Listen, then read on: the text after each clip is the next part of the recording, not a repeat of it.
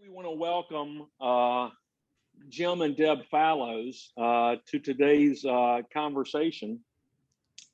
Jim and Deb wrote an amazing book that we've used at DRF for years, Our Town's 1,000-Mile Journey into the Heart of America.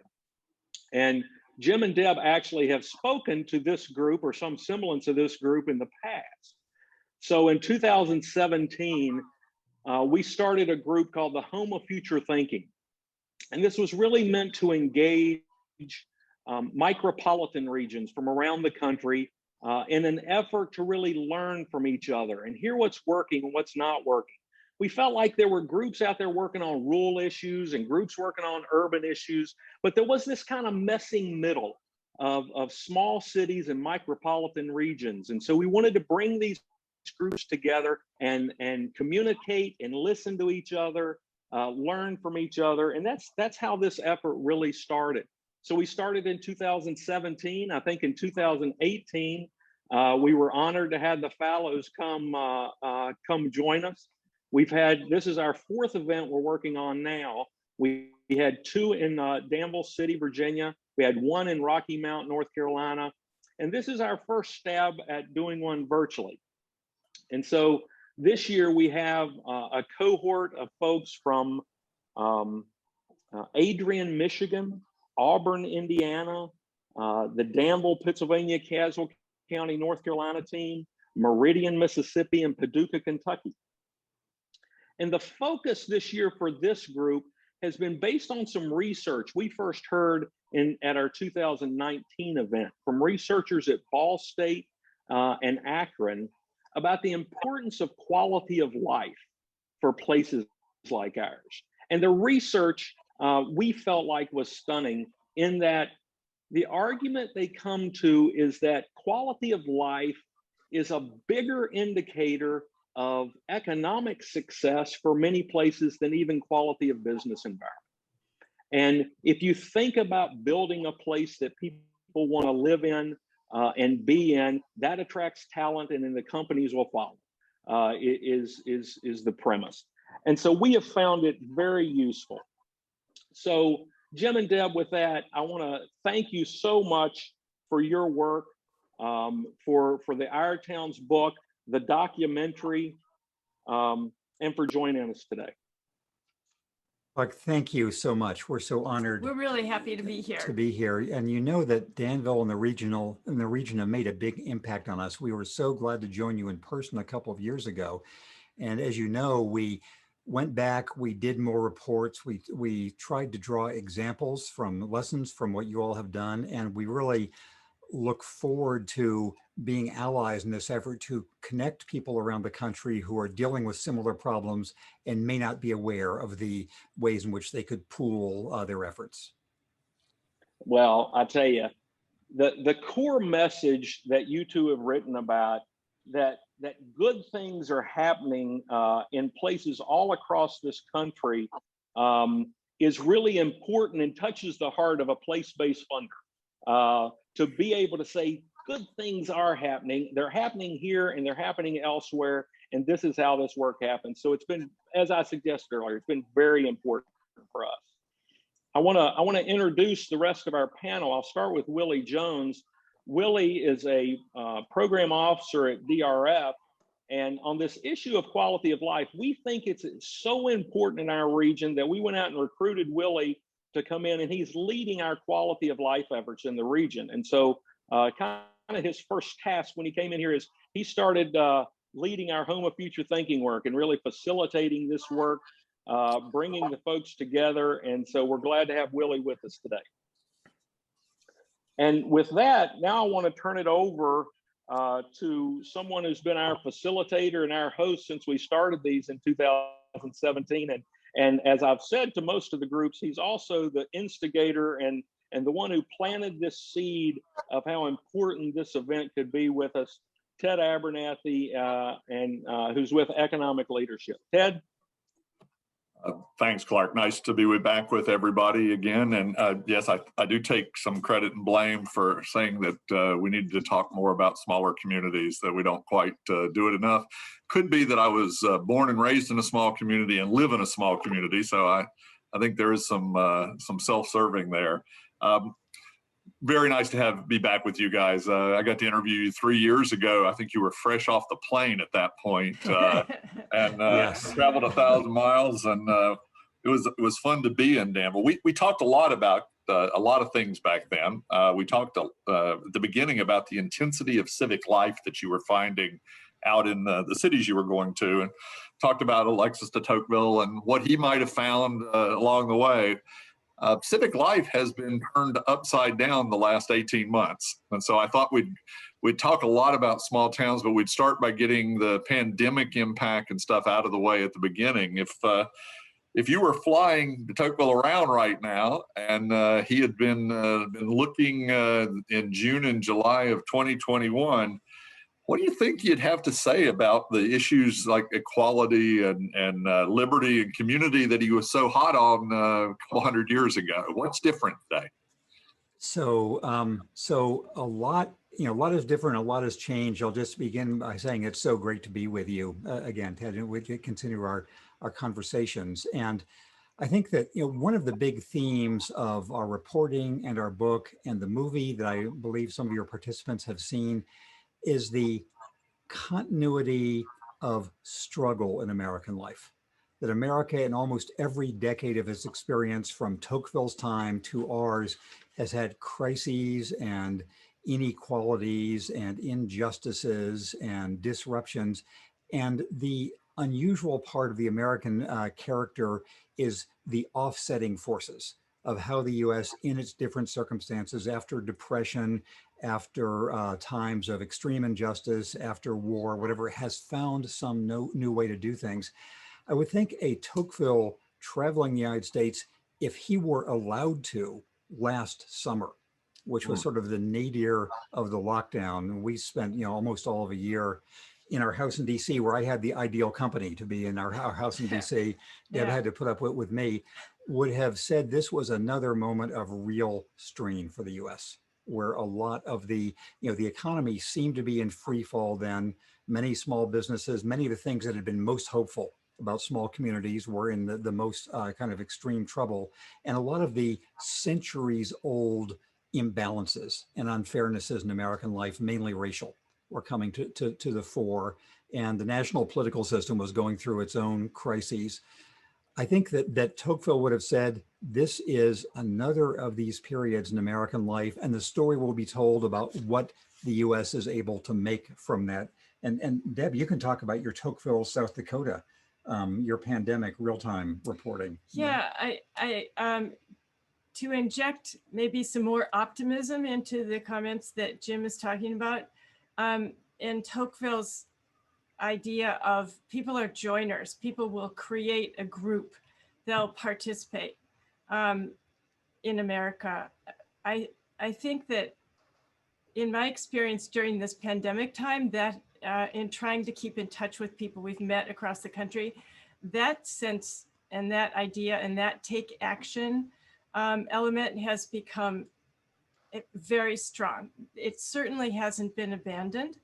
And since people are at home and in their communities, they were finding ways to join together. And it's in the awful Zoom. I mean, we're all zoomed out, and yet it really served a great purpose as a way to keep people together and keep them talking.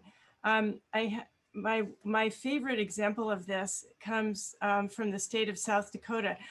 By the way, I love the idea that you're bringing in people from all around the country with their different perspectives. We believe in towns, we believe in regions, we believe in states, but we are also working really hard to push out those boundaries of getting connected. So this is terrific from our point of view. Anyway, back to South Dakota. I spent at least a year during the pandemic on Zoom calls with essentially the entire state of South Dakota.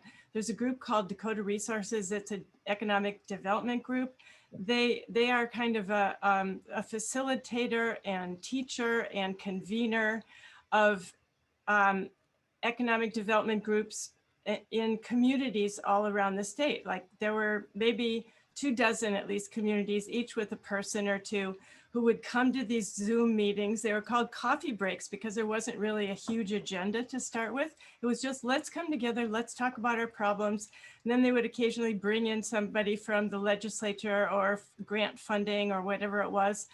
And it built this great interconnected sense among the communities in South Dakota that was easy to do, great for me as an observer and quasi-participant, to learn from how you could still do things together and pivot, do them in a very different way that was necessary during this pandemic. So I think it really speaks to the American spirit of Renaissance and originality to be able to create things like that. I agree with you that it's a hopeful time out there. I was in North Dakota last week, so I think people are getting back out. The sense of community that we saw over the last year in any place we were, it was strong. I mean, let's save our small business. Let's make sure our town's great. I think people were trying hard to sort out what the changes were that the pandemic was creating. They were reading a lot in the media that whether it was remote work or whether it was this or that everything was changing. And I'm not sure everything changed. What do you see as the residue, if you will, from the pandemic? What's real and what was sort of hyped up during the middle of it? So I think there's a change that was overemphasized that in a non-overemphasized way will have an effect, which is the idea of dispersion of opportunity and employment and creativity. The overhyped part was nobody's going to live in New York. Nobody's going to live in San Francisco. The cities are emptying out. New York will always be there. That many of us, Deb, I am old enough to have lived through many crises of New York's existence over the decades, and it will be there. Seattle and San Francisco have their challenges, will be there. But I think we've seen, as we've begun to travel again, a glimmer of possibility for people who recognize that opportunity, creativity, entrepreneurship, and engagement has a much broader possibility for them now than it might have.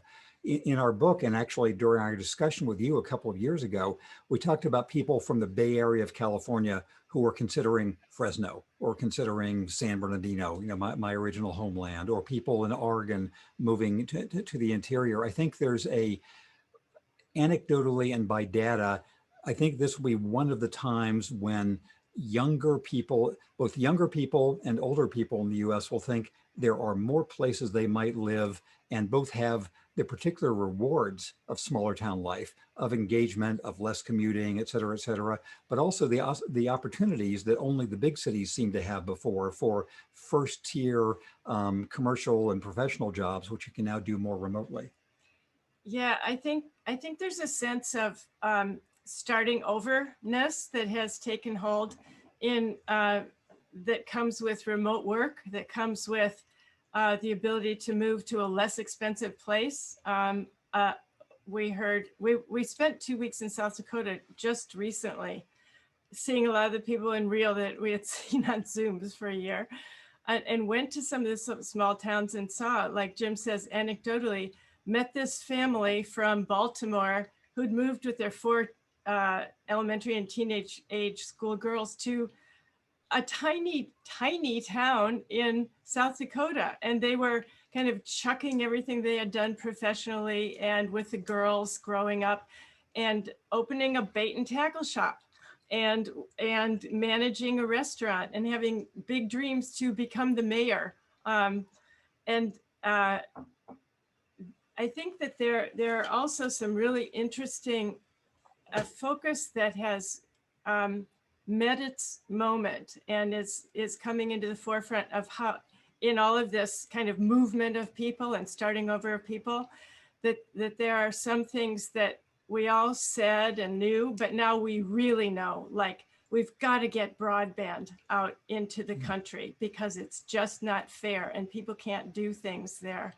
We've got to make health access a lot more fair and available to people, because look what happens when you don't. Some of those big problems that, you know, people had the conversations about, I think people are really moving on now in an actual way. I think there are some very positive things that pop out, and I don't want to spend too much more time on pandemics. Let's turn the page a little bit and go back to, you know, you've had almost a decade of learning, and one of the things you said, both in the book and in the documentary, is that you were often surprised when you went to communities. And I remember you talking a little bit about this, but I thought I'd give you an opportunity to share some of those surprises, because I think that when we talk to some of the communities involved in Home of Future Thinking, they know that their communities got something good going on, but they're pretty sure no one's ever heard of it. And even their community, but certainly not the good things. And so just a little bit, maybe from one from each of you, of something that surprised you along the way that you still carry with you today. Yeah, for me, I think one of the real surprises is what's going on in education. We happened upon an amazing number of schools just by hit or miss. When we'd go into a town, we'd say, point us to a school. What should we go see? And often in that town, there was only one school. So we'd go see that school. And, you know, we all know about how career technical education, skilled technical education is growing from the ground up, from like in Greenville, South Carolina, starting in elementary school, now through middle school, high school. And of course, we've all heard about how community colleges are expanding in that way. But the one-by-one surprises were how well-tuned the efforts in education were town by town. In Mississippi, that meant the kids in the high school were paying attention to racial issues currently and digging back into their history and trying to explain it to themselves and present it to their communities. In agricultural regions like Winters, California, which is stone fruit and nut growing area, the kids have a strong curriculum in agriculture in their high school, where they're all exposed to not just how I work on the family farm, but what's coming along in nano agriculture and the technologies that are with that, and what kind of skills as a speaker and organizer and I need to have to promote modern agriculture, and how will I be able to pivot our family farm into something that's going to survive in a new way. So, you know, whether it's agriculture or being on the plains or being near water or being someplace where social issues are important, town by town by town, that surprised me in the education system. And I guess I agree very much with what Deb said. I guess two things that I might have suspected, but now I believe from having seen so clearly.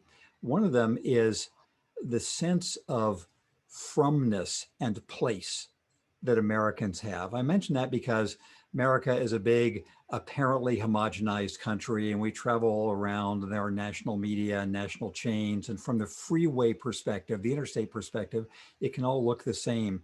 But the enduring sense that people are from Mississippi, or they're from Iowa, or they're from coastal Maine, or they're from Texas. I am from Southern California. And the sense that there's a identity you have through that, which in a surprisingly large number of cases makes people think I should someday get back there. I should, it's not just going to New York, not just going to DC, but there's a place I belong. And seeing how strong that is, even in this connected country, was interesting. The other is how many things like the Home of Future Thinking are going on. It's easy from the national media's perspective to treat most of America as an object of things that are happening in New York, DC, and Los Angeles or Seattle. And I'm just thinking of almost every place we went, there was some effort like this, like the home of future thinking, to just say, okay, we're going to have some control over what happens to us. We are not objects. We have our fate in our hands. I think that is a Tocquevillian or turn of the 19th century, turn to the 20th century type ferment, in a good sense, of the American spirit.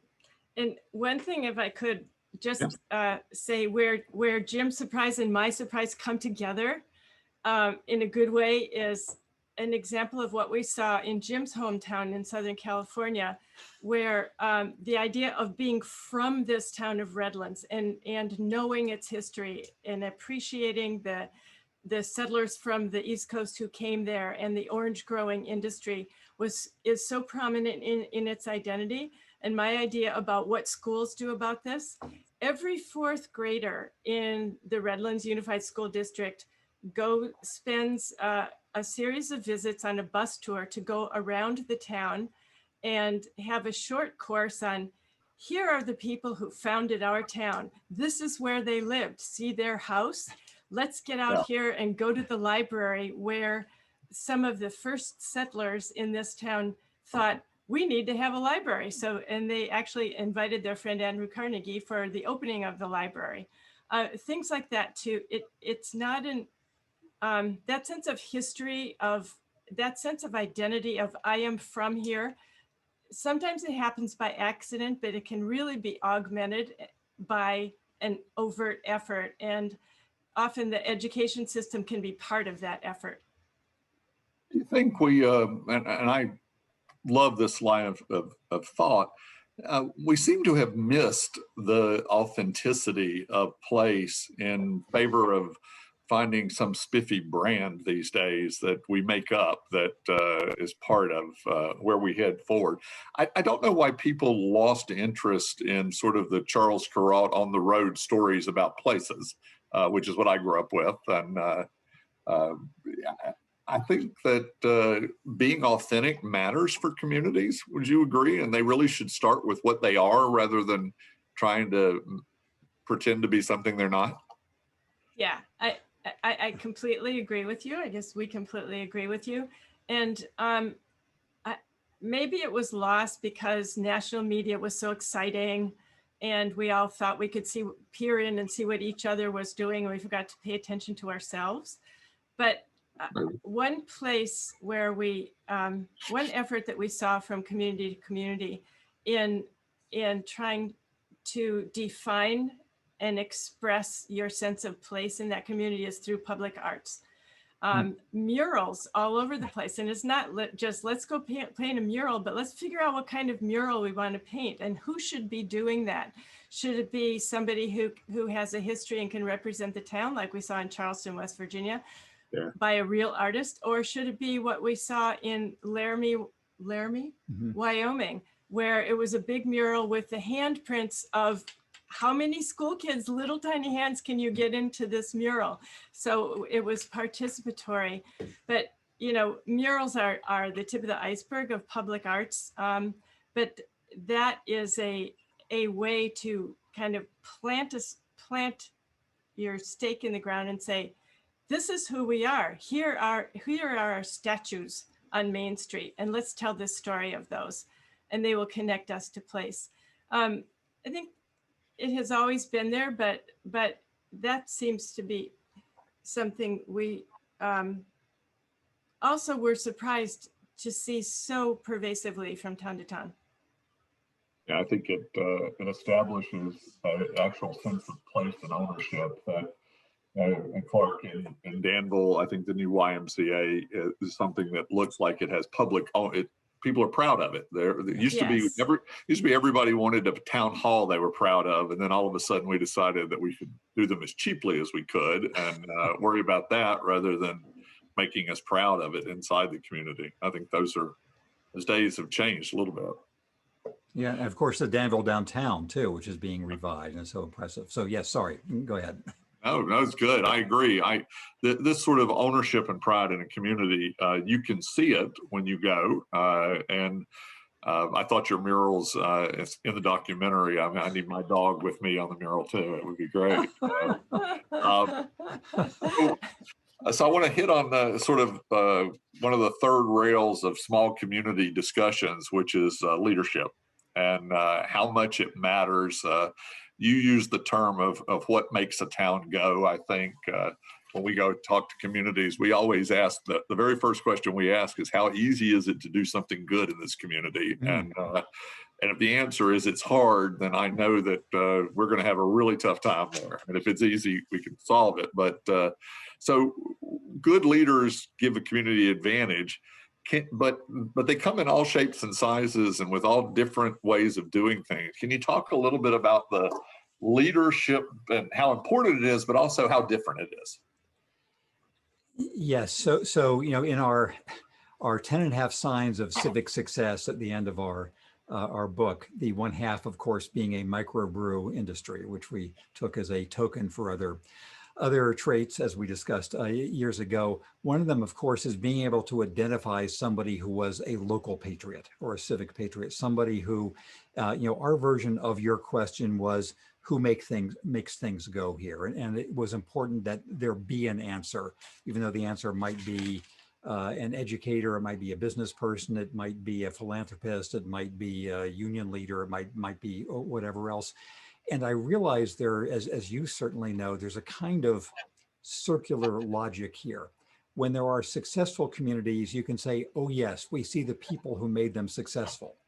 But trying to create them when they're not there is harder. And I'll give an example very close to my own upbringing. As you know from the book and movie, I grew up in the town of Redlands, which is right next to San Bernardino. And Redlands had been characterized through its history, as Deb said, by very consciously trying to mold a tradition of civic obligation. And not just in the public schools, but everything about it was the idea that this community was built by people who gave something to the community. And what are you going to give to the community?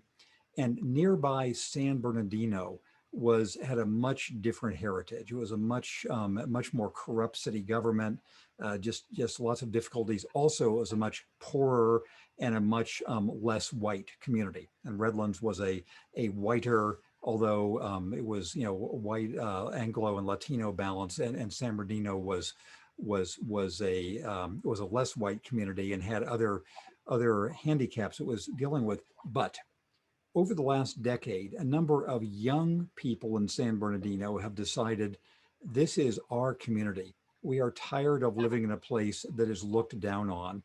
And so in public arts, in civic cleanups, in voter engagement, and changing the city charter, the San Bernardino generation now, they have made a measurable difference in Project Fighting Chance, which we depict in the movie. So there are examples of communities that recognize the lack of leadership as a problem, almost as if you were having a drought or having a food desert or whatever, and said, this is a problem, let us see how we can offset it.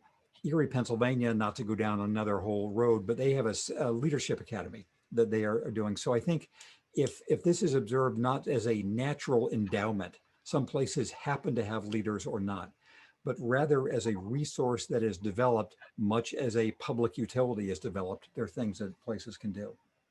Yeah.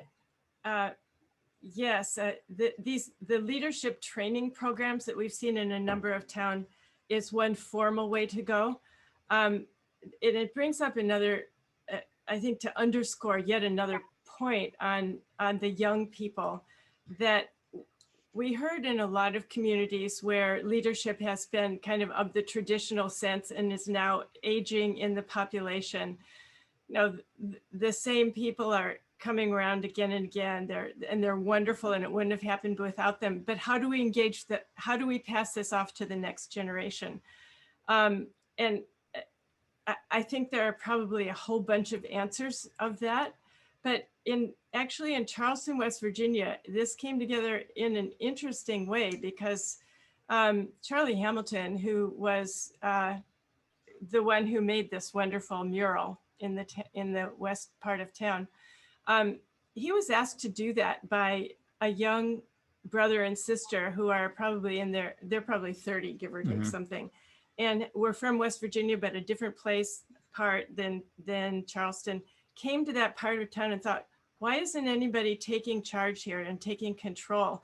And, you know, they could see that things were starting to move and change with the rest of the leadership in the town, whether it was the lawyers who were moving on helping get Main Street redone, or the voter participation of voting levies for the library, or the judge who was leading a drug court in the state where it's really necessary.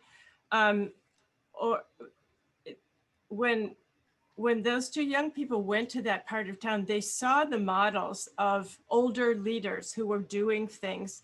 And you have to think that that kind of inspired them to you know, pick up the flag and say, okay, now it's time for us to be the leaders, or we can be the leaders here.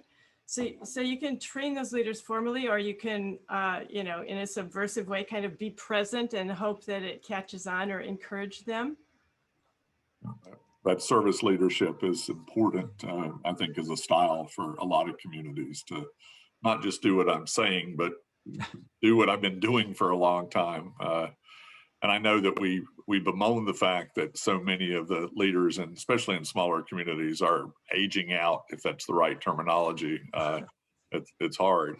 It creates some voids. And I think that that's one of the things that maybe was accentuated a little over the last year, was that feeling of isolation or disconnection. Clark sent me a note yesterday that said that David Brooks, who I've also gotten to interview in his book, said that you guys were the happiest couple that anybody knew. And in fairness to you, not to I think probably Jimmy and Rosalind get this week's top thing with 75 years, but there were some rolling eyes from Deb when she read that part of David's book. It's okay. I mean, well, David has caused a lot of people over the years to roll their eyes on a weekly basis, typically, so it's okay. You know, but his concept of disconnection, by, you know, I think a lot of people felt it in the last year, but it's also smaller places have advantages in connectivity if they use those advantages well. There's a lot of opportunities to be involved, and at least when we talk to young people today, or you read about it, young people want to go somewhere they can make a difference. They want to go somewhere where they can be involved.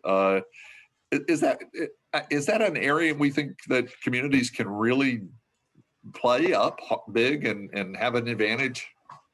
You want to answer? No, so I mean, I certainly think so.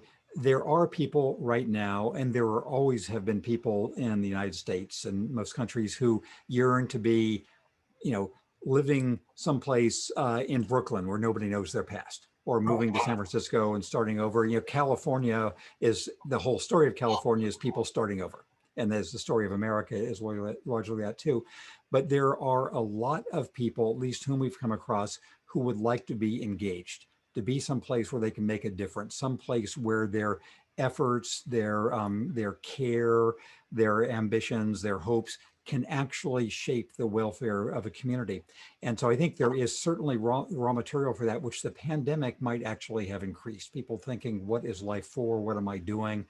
In our film, we have a young woman who was an actress in Los Angeles saying she was spending all her time in traffic on the 405, going to auditions, thinking, I'm not going to get this part. I didn't get this part. Me, all my kids are alone. What am I doing? And so she moved to Bend, Oregon. I think there's also a challenge for the small communities, because small communities, the good side is everybody can play a part. The bad side is they can be exclusive and panopticon, and everybody knows too much about everybody else. And so we have seen a difference between small communities who decide to make themselves open, but we want to attract new people, even if that means change. People of different colors of skin and different religious backgrounds and different views on politics or whatever. So I think the idea of making communities deliberately open is hard, but is part of this bargain too. Okay. I want to go The back happiest to couple, remember that. So yeah, I may go get a beer now. No, I agree with Jim, and we've seen explicit efforts in that. Shall I name the town? Yes. Which one? Eastport, Maine. Yes. Mhm. Eastport, Maine, 1,400 people, tiny down east, as far away as you can get, pretty conservative town. We went to a town meeting at the Port Authority where there were, oh gosh, it felt like the whole town. It was probably, 10 or 20% of the town. They were talking about all the immigrants and refugees that were coming to southern Maine and how can we get some here?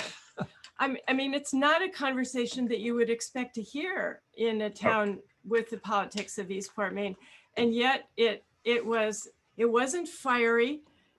People were a bit restless and anxious, but they spoke their minds, but they were engaging seriously on this topic of how we become more open. And that was really a lesson. One other tiny point when you're talking about, we've often talked about what kind of size of towns are we talking about? What's the perfect size of town if you could do this? As we went around, if we heard it once, we heard it 1,000 times, or at least a couple hundred times. My town is the perfect size. It's big enough that there's a lot going on. It's small enough that I can have an impact here, so that no matter what it is, the sense that you can have agency and actually accomplish things is important. I'd love to know what you all think is the perfect size of town, if that exists. We'd all give you the number that is our town, I'm sure, but that's, Yes. yeah. Yes. I don't know what the perfect size town is. I think the ones that that have their own economy, at least partially, it helps, and that they're not subservient to some other place for their jobs or their bedrooms or their shopping or their whatever. And that's harder to do these days. The place in Maine was also the place that had the local paper, if I'm not, is that Yes. right? Yeah. And so how did the local paper cover the meeting on immigration? I think that would be interesting. So we are subscribers to the Quaddy Tides, There you which is go. an every other week advertisement dense and news dense newspaper. It's like the image of the old local paper, which as we say in the film, they emphasize by getting lots of news. And I'll tell you in a second about a version of that in South Dakota. The Quaddy Tides has sort of modeled what you would like to think of as American reasonableness on these issues. They just had a new edition come out that we were reading yesterday, talking about some historic buildings downtown that had been demolished by some new rich person who had come to town, demolished a building to have a better ocean view. And so they addressed what was a very polarizing issue within the town, as the immigration issue had been, in a way saying, we recognize that there are really passionate interests on both sides of this. We're all going to live here in the long run, we hope. Let's talk about the equities here and how we can discuss them and sort of work their way out. And it was, I think for the immigrants, they were on the side of, if our town is going to survive, it must remain open. We must attract new people. And so let's find the right way to do that. So I think that the Quaddy Tides is a paper worth being aware of at least as much as other publications. I'll have to get a subscription. I don't have one to a newspaper. Maybe I should do that. So one of the things that you said when we were last together, and you made a point of it, I think, in the documentary too, is when you go to communities, you don't start or finish with a discussion of national politics. That's sort of a non-starter for most people when they get to those discussions. What do people really want to talk about? When you go up to them, what is it that they want to talk to you about? Well, if you start with the open question of, what are some things going on in your town that are important to you, then the door is just pushed wide open and you don't have to ask another question. People they'll come up with a lot of different answers, but it is something, close to their hearts or important in their communities, and a whole variety of things. But it is within the boundaries of where they live and how it affects their life and their kids' lives. Back to, some of your things that you talk about. If you ask that question in Danville, they'd probably say, let's talk about the YMCA and Main Street, and it would go on from there, because those are what is a couple of things that are touching everyone's lives, rather than I don't think they launch immediately into discussions of Confederate flags. But I mean, the Confederate flag issue is a local one in Danville. You know, That's how because as I think we mentioned when we were there, we spent a lot of time in the deep South, and there are fewer Confederate flags in most parts of Mississippi and Alabama than, for reasons understandable, one saw at least when we were there in Danville. And so the specific reasons that has happened in Danville are worth discussing in their own local way. So I'll say something about national politics too.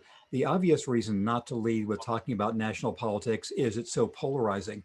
The sort of bonus reason is that everybody on earth sounds more stupid talking about national politics when there's a narrow range of things to say than they do when talking about schools or the downtown, or about whether young people are moving in and out, or about the YMCA, or about bike paths or whatever, because people are smart when they're talking about the lives they're living. And we've all been sort of bulldozed down to cliches on the national politics front. That makes sense. And I agree with you completely. I think that Clark, when he started this, said that they were a place-based charity or foundation. And I think one of the struggles that people have when they're trying to figure out how to improve places, or do you start with things about the place, or do you start with the people in the place? And most foundations that we've dealt with over the years struggle with that. Communities worry that if they invest in people, the people will move away and they will not see the gain. At the same time, many have invested in places and they haven't stopped or reversed a downward trend. There's a mayor in the Mississippi Delta whose name I won't call, but he says that you can see the death spiral when it starts, and you can watch it all the way till it crashes at the bottom.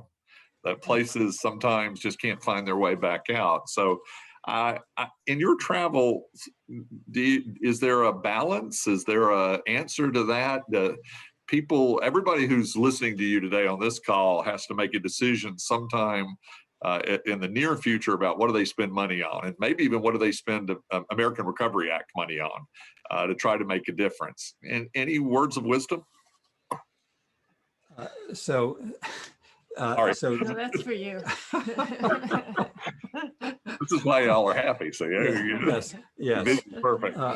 So I think like anything important, the answer is contradictory or complicated, because like everything in life, do you work more or do you sleep more? It's the answer, of course, is both. And I guess the point I would make is, I know there are parts of the country who are afraid that their leading export is people.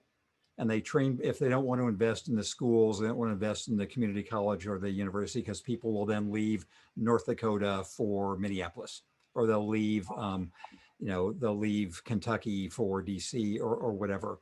But I think the evidence is that it's a worse bargain not to educate your people. That if you don't educate them, they're going to be either trapped in bad circumstances there, or they're going to go someplace else and be in bad circumstances too. That part of the balance is creating people who have opportunities and are aware of and grateful for where they're from. And we'll consider, going back there. Our film includes a guy who was my rough contemporary in my hometown of Redlands, Jack Dangermond and Laura Dangermond, who run and own this multi-billion-dollar company and located it in Redlands because that is where they're from. And they had a good public school education there, not in Cambridge, Mass, or in Palo Alto, the two other places they were considering. So you have to, if you don't educate your people, you're even worse off. But also simultaneously, you need to make a place they can imagine coming back to. with parks and schools. I mean, schools bring their children back, and with a downtown, and with some sense of comity and of trying to work against inequalities, et cetera. So both and. You don't have to. I'll give you a different one. I'm thinking of this in terms of a process, and I'm sure this is old news to everyone who's listening, but we are starting to see first, to go with purpose to a couple of towns who followed a process of how are we going to fix our town. There's one place called the Orton Foundation. It was started by the Orton family, the guy who started the Vermont Country Store, and he's kind of dedicated himself to his philanthropy toward helping towns revitalize themselves. And the first step of their process, and that we've seen in other versions of this, is let's figure out what our assets are, and kind of get everybody engaged in that, which I think, that kind of step up, we're good at this, we need this, we're good at this, we need this, kind of is a starting point that maybe gets buy-in to whatever it is that you all decide you're going to do, so that the town feels like, oh, I understand why we're focusing on the people, or on renovating the old mill, or whatever it is. So that's an answer of process. You talk a lot in the book, at least, and some in the documentary, about places with big plans and having big visions and thinking positively forward. I think you've said you believe that's really important, that there is that type of process, but also that goal out there for people to move toward. Did you see examples of places that were really doing it well, that were pretty small and have found their way forward? Yeah, Ajo, Arizona. Yeah. Again, about 1,400 people. Backstory: the copper mine failed, which it had been a serious company town, and that was basically it. When it was gone, everything was gone, and they started from scratch. It kind of started and then shifted. It started as a community of the three main peoples who were there originally, from the Mexicans, the Anglos, and the Tohono O'odham tribe. They were all in the mines, and they are all still in that community. Bringing them together to focus on the environment, it was kind of a core of what they all believed in, but it wasn't really focused enough and participatory enough to get the whole town engaged. So they pivoted to being an arts town. And it's quite astonishing that that has become the core definition of this town. Changing the old school into a place where the resident artists from all over the country will come and live and display their arts, changing the town square into something that was falling apart, into a showcase for what local people do with arts. And we often said, it was a great town. If we stayed in that town, we'd have to become art. We'd have to figure out what we were good at as artists, because everybody's got to do something in that town to encourage the effort. And now it's kind of pivoting towards building the economy through tourism.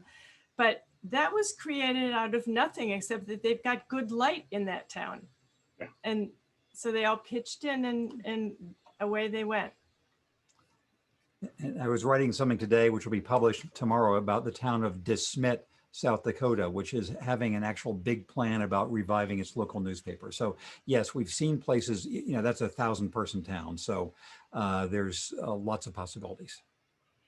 So this, as Clark said, this year we've been focusing a lot on quality of life and how we define it and how we try to measure it. And those are frustrating things along the way, because we all have different lives. So I guess the quality is somewhat dependent on our own lives. But when you walk into a community and start in the back of your head assessing what their quality of life is, do you look for specific things, or do you ask people, or how do you determine how the quality of life is in a place? First, I would say when I heard that Willie is the new emperor of quality of life, I thought, what a job. I want that. Who doesn't want that job? That is the best thing, best job possible. And working for a foundation that has money. So this is double perfect. Yes. Yeah. Here's the first non-answer. You know it when you see it. Yep. But if I were having to describe it, I think I would say, where are the public places in a town where you see people gathering? Are they on the Riverwalk? Who's there? How are they seeing each other? The old people, the young people, the kids on skateboards, the people with walkers? Just to be in the presence of and understand that this is a community of people who are not just their age, their color, their weight. And so I think that I would start with the defining. You get a sense from the public places and the number of people who come out if there's a vitality there. And it's a lot of things. It's the Riverwalk. It's the statues in the town. It's the pop-up parks. It's a library that has lights on and doors open. It's a schoolyard that has a garden.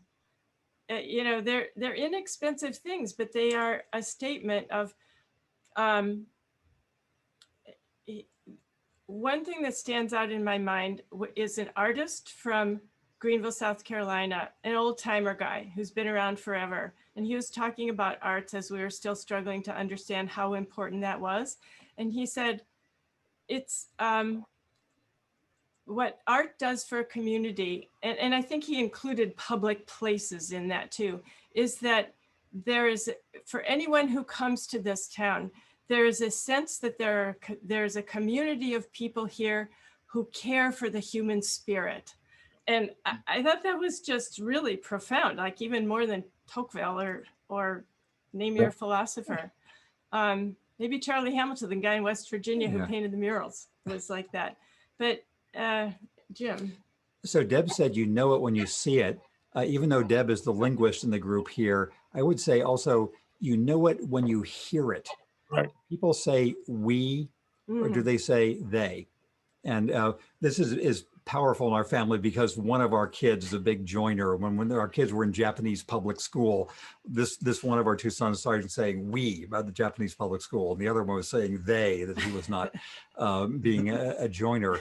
But the sense that that acoustic reminder, is it we versus they, and you just think of all the decisions that people deciding to live in a place for quality of life. Do they want to spend a number of years there? Do they want their children to be from there? Do they think the schools and the parks and all the things that Deb was talking about? So I think it's all the measures Deb was mentioning and the we-ness. I use the Fallows as my philosophers these days, so it works out pretty well. Oh dear. I've got one more question, one final question for me, and then I'm going to see if Willie has some that have come in from some of our members. So 3 years ago, we started out talking about Tocqueville, but we moved on to talk about Frank Capra at that point. And for those of you slow on the uptake, that's It's a Wonderful Life and Mr. Smith Goes to Washington and other sort of hopeful Americana type films. And the themes that he had were of the common man and good intentions and small towns and hope, I think, is one of the things he's known for.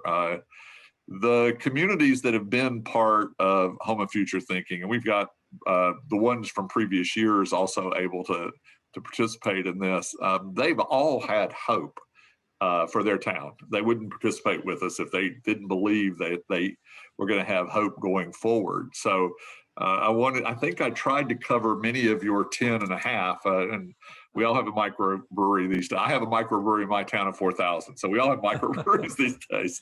But any other advice that you gathered from your travels that you would give to policymakers and the people who really care about these communities for the next 12 months? What would you tell them that they ought to do, read, try, watch, whatever?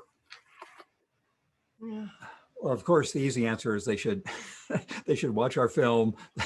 They should follow all of the examples and the lessons you're propounding. But I guess more seriously is to recognize that the American story, as Frank Capra, making films during the Depression and during wartime and during all the sort of struggles of the post-World War II period too, was recognizing that this is a land of constant struggle and constant rebirth, and to be consciously part of what will come after the pandemic, of after all the real political turmoil we've been having at the national level, of that the cliche of the future is in our hands and it's being remade, especially city by city, organization by organization, region by region. It's a time in American history where the wind may be at our collective backs for being able to have these experiments get some traction and have them be magnified. So if they think that in the cycles of our history, there have been these times of real distress, real dislocation, real crisis, and they've usually been followed by some periods of creativity and reinvention and shared examples of what the next America can be. If we all think of ourselves as being part of that moment and part of that movement, that's what I hope they would feel. I'm going to use your word hope and put another word next to it, or a phrase, which is hope. You hope for something, but you really believe in it. And you understand that this is a long haul. It's not going to happen tomorrow. And I'm going back to Charleston, West Virginia. There's a young woman judge who was the judge of the teenage drug court to try to keep the kids, try to keep the kids there and not get into worse trouble and not end up in jail. We went to the drug court and we saw the kids and we watched her dealing with the kids, and we watched Judge Joanna Tabbitt and her team deliberate in private about these kids in the back room. And at one point in the film, she said something so powerful in talking to a kid whose face you can't see, obviously, in the film, of we're not going to let you go. We are going to keep believing in you, and you've got to believe in yourself and keep at this, because we're not going to give up on you. You can't give up on yourself. And it was just such a powerful statement that I think, could be a proxy for a lot of things. We believe in this, and it's not going to be clear sailing, but let's just we have to say that to each other every single day now. We feel like we're in a long haul for kind of moving forward. I think we all do, coming out of COVID. But that sense of you believe in something, so let's just try to stay there. Yeah. Great advice, everybody. Willie, anything that came in from any of our communities that we didn't cover? I know we covered a lot of ground. Yeah, you all covered a lot. Thank you. I think there's one question I think will be great for the rest of the group to hear.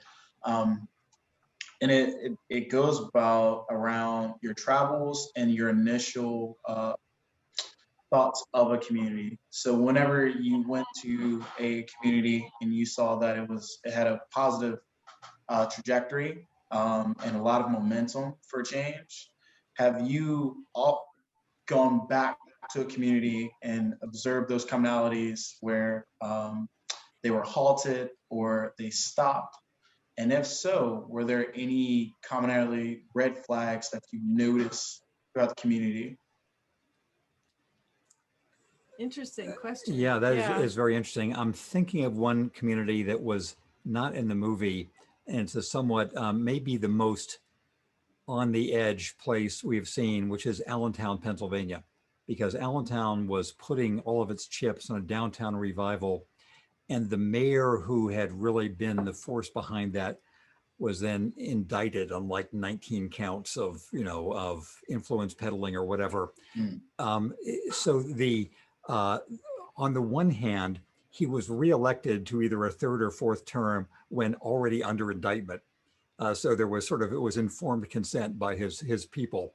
But I think he left office. I don't know where he is now in the legal system. So Allentown, we have not been back to recently enough to know how the plans we were seeing 5 or 6 years ago have held up. I will say that so far, most places we've been now over an 8-year period are better.